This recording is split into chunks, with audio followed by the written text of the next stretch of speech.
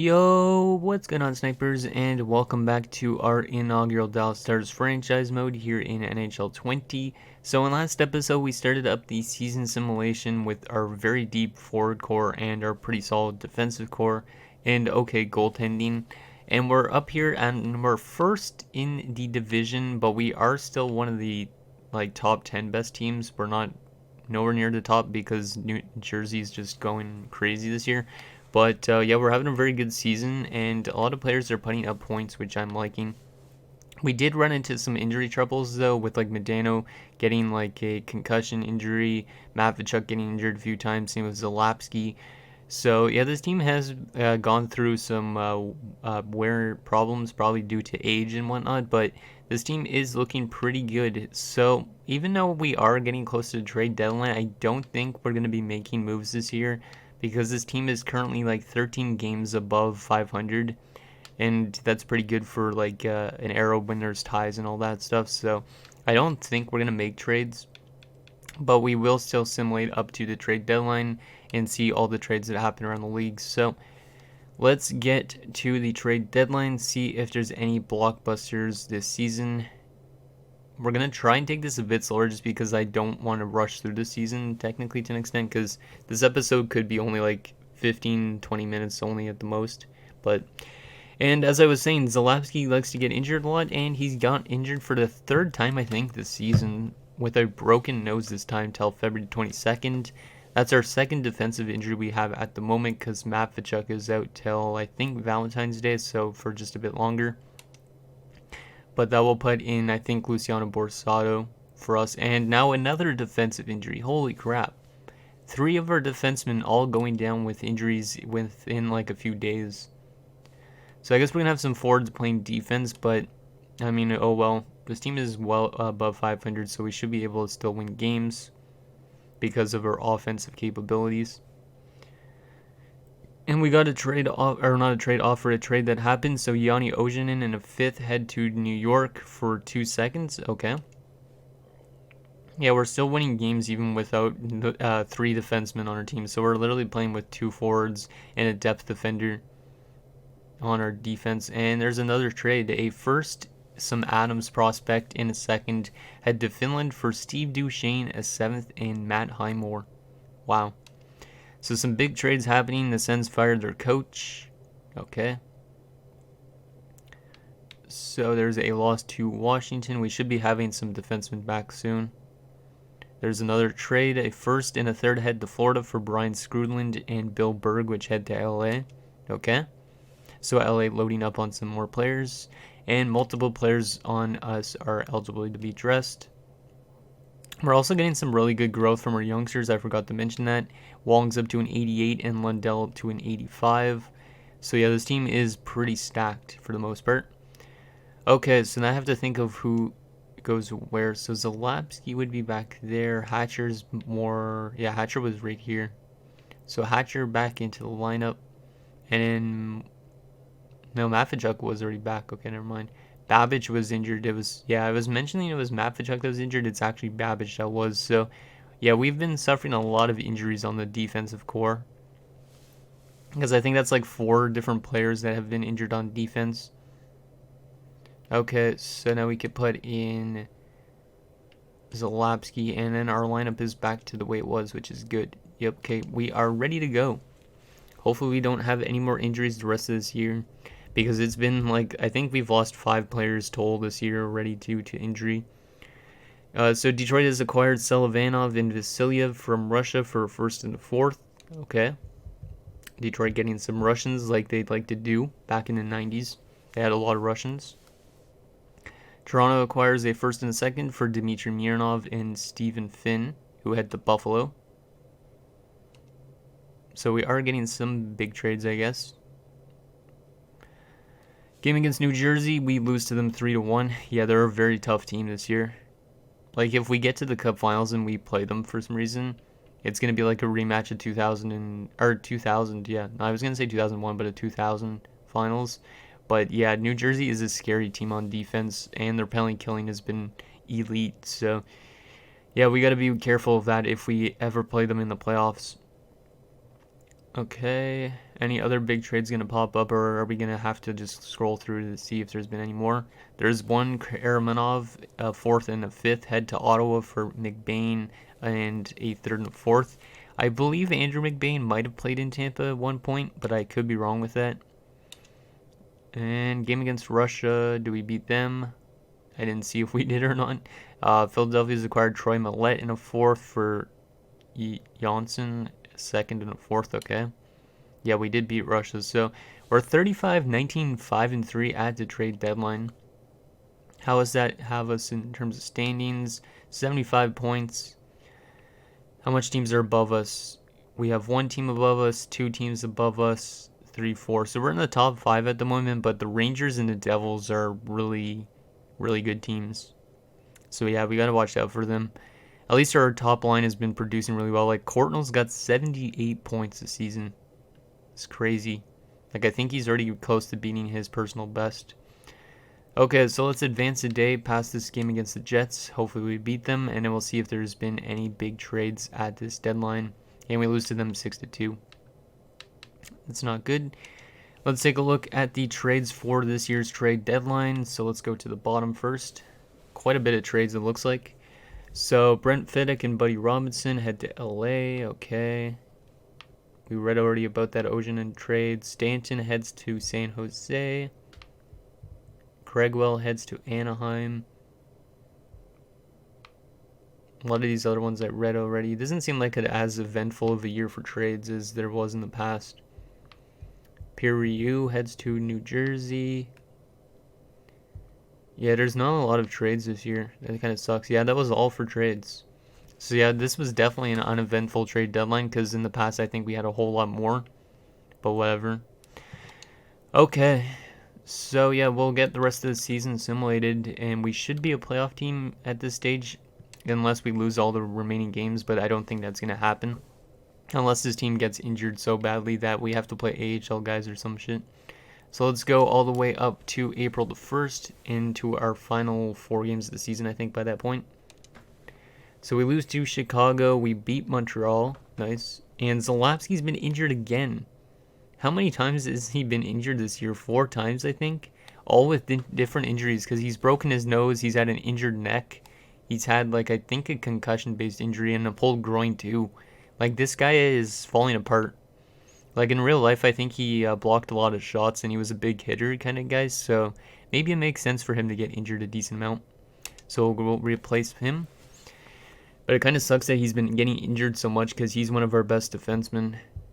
Like him, Darian Hatcher, and Cavallini are probably our best 3 at the moment. And Zalapski's already back. I wonder how much man games he's missed to injury. Probably at least 10. So Zalapski is back. That is good. Don't get injured anymore, Zarly, please. You have a really cool name. And Dave Babbage has been injured for the 2nd time this year with a sore shoulder. Till the 30th. Yeah, maybe our team is a bit old. Like, a lot of these guys are running around with canes and then they're just falling on their heads or some shit. Trent Klatt has now been injured. Jeez. Like, this year in general, we've had so much injuries. It's ridiculous. Like, I don't know why the injury thing is, like, so bugged. Because literally I have it set to 9 out of 100. And look who gets injured again. Zarly Zalapski with a pulled groin. Holy crap, guys. Yeah, this injury thing is completely broken. No question about it. I think that already put Babbage in the lineup, right? Yeah, put Babbage in the lineup, but we'll leave him there for now, and it will move him back down to the top 6 once Zalapski comes back. Damn, how many injuries have we had this entire season? When I said everybody getting injured on this team, I didn't literally mean it. Okay, so Zalapski should be back. Yes, he is again. And then we got to take Jennings out and put in Babbage. Damn, this injury bug is annoying. There we go. Babbage back into the lineup. And we lose to there as well. So we are struggling as of lately. And the Red Wings, I think, passed us. I don't know what the problem is with the team all of a sudden. Probably those injuries. And Courtnall's about to hit 100 points this year. Which is pretty good considering we have 5 games left. Come on, boys. We haven't even actually clinched a playoff spot yet, so let's clinch a playoff spot, please. because I don't want to miss the playoffs with such a high amount of points. So Klatt is back, which means Borsato is out. There you go. Yeah, I think that's where he was. Neil Broughton's dropped off to an 81. So maybe we want to put Klatt up. Yeah, we'll put Klatt up. Even though Neil Broughton's still putting up points, he is dropping off a lot. So I want to kind of adjust his ice time accordingly. Because when you're getting old, you don't really have the same endurance as you did way back in the day. So we did clinch a playoff spot with 87 points currently. But we have fallen apart kind of in the last little bit, mainly due to injuries. We finished the season 40, 32, 7, and 3. So a pretty good year for us. Not as good as last season, but still pretty good. We finished just behind the Blackhawks and Red Wings in our division. All teams have played their games already. And Courtnall just finished under 100 points. Damn, man. Just one more point and you could have got 100. That sucks. Okay, let's take a look at player stats for the season, as well as the standings, and then we'll take a look at who we're up against in round number 1, as well as the playoff tree. Okay, so center-wise, Mike Modano had 70 points in 59 games, 39 goals. If only he would have been healthy all year. Like, if he would have played that extra 23 games, he probably would have cracked 100 points or something, or probably would have cracked 50 goals, I would assume. He was a plus 24 as well, which is really good. Wong had 56 points in his first season. Really good for him. Considering, yeah, well, he got second line ice time and probably power play time too. Broughton 51 points, Lundell 38. Is that a little down from his rookie season? Yeah, it's only 2 points down, but his plus minus was a big hit this year. Probably near the end of the season. Gilchrist 29 points, Stapleton 19 points. As a depth guy, really appreciate him. And Borsato had 5. As for left wingers, Greg Adams had 75 points, Gagne had 37, Klatt had 33, Pearson 26. Right wing wise, Courtnall had 99, Young had 45, Craig with 23. So pretty good offensive performance for most of the season. And then defensively, Cavallini had 33, Matvichuk 29, Babbage 29, Hatcher 27, Zalapsky 15, Ledyard 11, and Grant Jennings 8. So yeah, we suffered so much injuries this year because, like, look, Zalapsky missed a lot of games. He missed, I don't even want to do the math really, but it's like 17 games, I think, or something like that. Hatcher missed like 5 games. Babbage missed like 12 games. Matvichuk missed 6 games. Young missed 1 game. Who else? Klatt missed a couple games. Modano missed a lot of games, and then the other guys were depth. So we lost a lot of players to injury this year, like at least I'd say 7 or 8, which is crazy. Goaltending wise, Wakaluk had a pretty solid season, and it was not the greatest first season for Nabokov. He kind of fell off near the end, but once he plays as the starter next year, I think he will do a lot better, hopefully, because he should get some good growth. In terms of the AHL, any of our prospects get some good points. Kessel had 29 points. Nice. Hopefully he develops. Lindback has 24 points, and he is growing, this low elite defenseman we drafted before, but I don't know if he'll make it or not. And who else did we have down there? Nobody else? Oh, there's Berglund as well, 26 points. Pretty good season for him. And goaltending wise, how about Vokoun? Okay, yeah, Vokoun played pretty solid. And same with Landon Bow, but it looks like they missed the playoffs, which sucks. Okay, so let's take a quick look at the standings as well, see who finished on the top of the league, as well as who had like the best power play and all that. And then we'll take a look at who we're going up against in round 1. So the Rangers finished the top team in the league with 110 points. So after we beat them last year in the Cup Finals, they're looking for some retribution. Pittsburgh finished second. The Devils finished third. And we finished outside of the top 10. Yeah, just outside of the top 10 because we struggled near the end, unfortunately. Goals for per game. The best team was the Rangers. We were up there in the top 10, which is nice. Goals against per game, though, we weren't really good at our defense. Like, our defense struggled a lot near the end of the season because we allowed 3.09 goals per game. So we got to clean up our defensive play if we want to actually do a good job in the playoffs. Power play wise, we were one of the best power play teams with 22.5%. Buffalo was number 1 now. And penalty kill percentage, the best was Pittsburgh at 87.4. So New Jersey dropped off a bit, but we were still up there as well, which is good. And then on home ice, we were okay. Yeah, we had pretty much the same record on home ice and on the road. And as you can see in our last 10, we struggled a lot going into the playoffs. So hopefully we could turn it around in the playoffs and just win a lot of games like we did last year. Okay, so let's take a look at who we're going up against in the first round of the playoffs. And we'll take a look also at the playoff tree. See who we are going up against. It's going to be the Chicago Blackhawks. Okay, so we did face Chicago last year in round 2, and we beat them pretty easily. They are a pretty solid squad last year, at least. I don't know if they've... I think they actually did pick up a lot of pieces this year, because I remember mentioning they made a couple of trades, so their team might be really deep by comparison to last year's team. So let's take a look at the playoff tree quickly first, and then we'll take a look at their lineup, see who else is playing who. So we got us in Chicago, Detroit and LA, Calgary and Edmonton, so that's going to be a really good matchup as well. And in Vancouver and Russia. And then in terms of the East, you got Montreal and Boston, that's pretty good as well. Pittsburgh and Washington, New Jersey and Philadelphia, and the Rangers and Finland. So you got 2 European teams that made the playoffs this year, pretty interesting. And yeah, this is a pretty good playoff tree.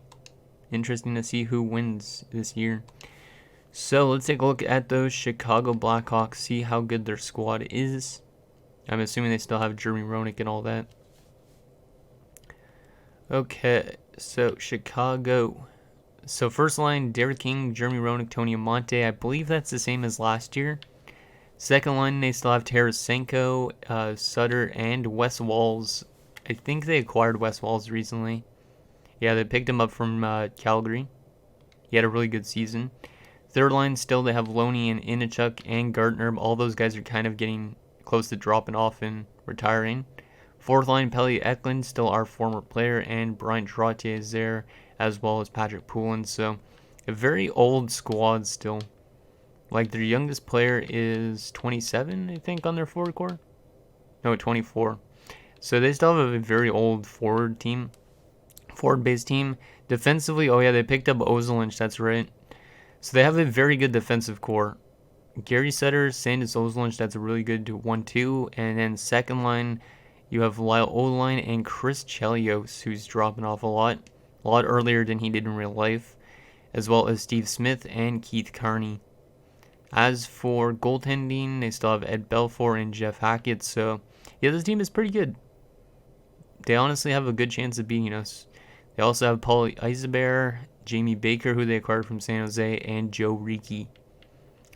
So overall wise, I think we're pretty balanced in terms of who's going to win this year. We have a better offensive core in terms of depth. They have maybe a better defensive core, but it's going to probably come down to who could outscore the other, because our goaltending is not the greatest by comparison to them. Like, Wakaluk's nowhere near as good as Ed Belfour. But Wakaluk had a really good playoffs last year, so I'm hoping that he could do it again this year. So anyways, guys, that's going to do it for this episode of our Dallas Stars franchise mode. So in next episode, we will take on the Chicago Blackhawks in the first round of the playoffs and see if we can get to that second round again and continue winning in these postseason games. So let me know what you guys think, and I will see you guys next time.